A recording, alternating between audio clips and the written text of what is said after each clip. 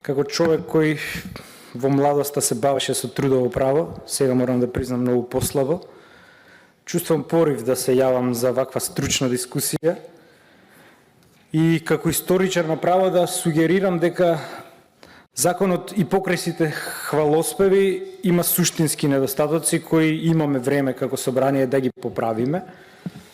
Имено, гледајќи историски, трудово-правниот однос не постоел од секогаш. Значи, тој до појавата на социјалистичките револуции и слично бил малтене сведен на облигација. Од тука цивилизацијска придобивка е трудово-правниот однос. Што е разликата?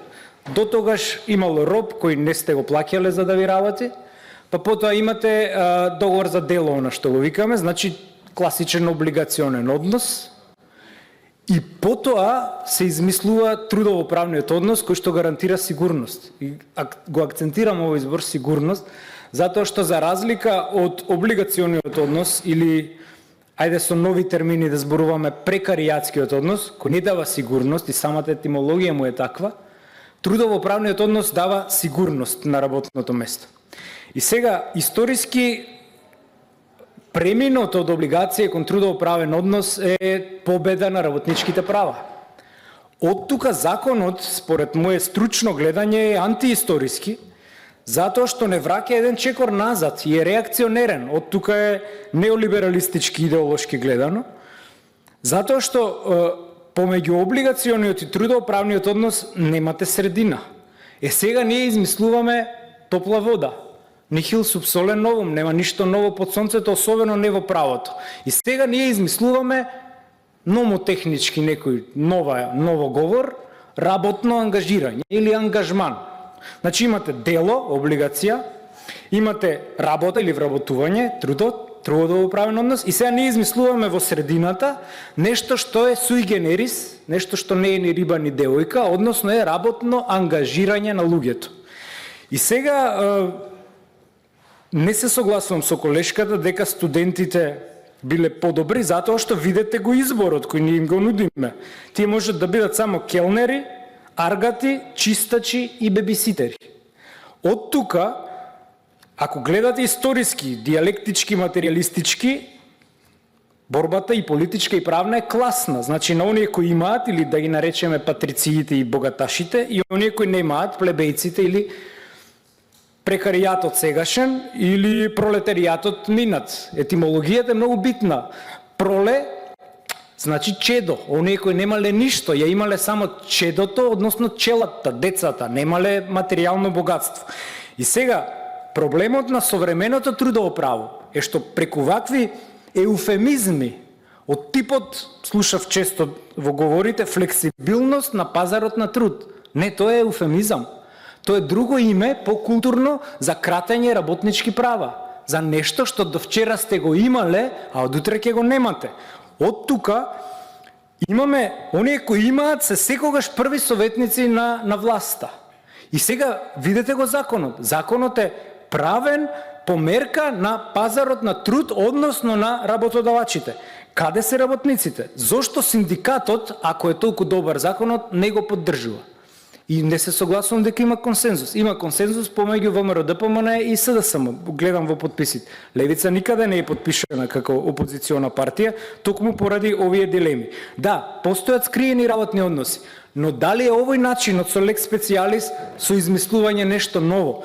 Зошто не би го решиле правото на сезонска работа или проблематиката на сезонска работа со само една глава во лекс фундаменталисот, во законот за работни односи, каде што и веќе има одредби за сезонска работа. Значи, со тоа што сивата економија ќе ја направиме бела, не е начинот во измислување топла вода во правото, туку во примена на прописите, од облигација односот да стане трудово правен и да биде регулиран. Овој закон тоа не го прави.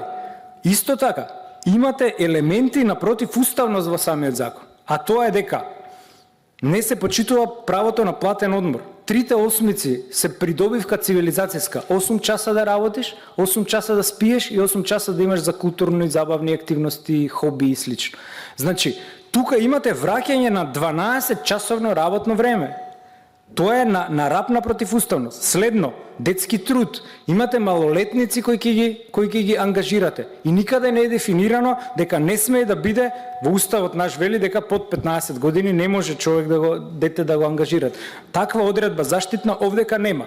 И едно суштинско, според мене, е каков ќе биде спорот кој ќе произлезе од овој однос. Бидејќи во сите правни односи, римјаните уште тогаш велеле ubi remedium ibi jus. Ако имаш правно средство, само тогаш можеш да кажеш дека имаш субјективно право.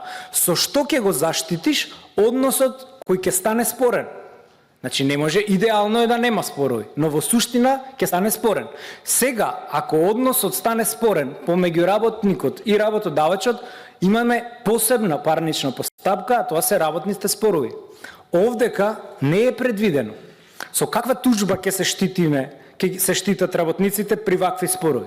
Дали тоа ќе биде парница, обична, кај што важат многу подолги рокови, чека со години, или ќе биде итна постапка во работен спор, и тоа не е дефинирано. Значи, под превезот на флексибилноста, на сивата економија, на скрените работни односи кои ги решаваме, можеме да отвориме други прашања. Исто така, не се согласувам дека ова нема да доведе до бркање од работа.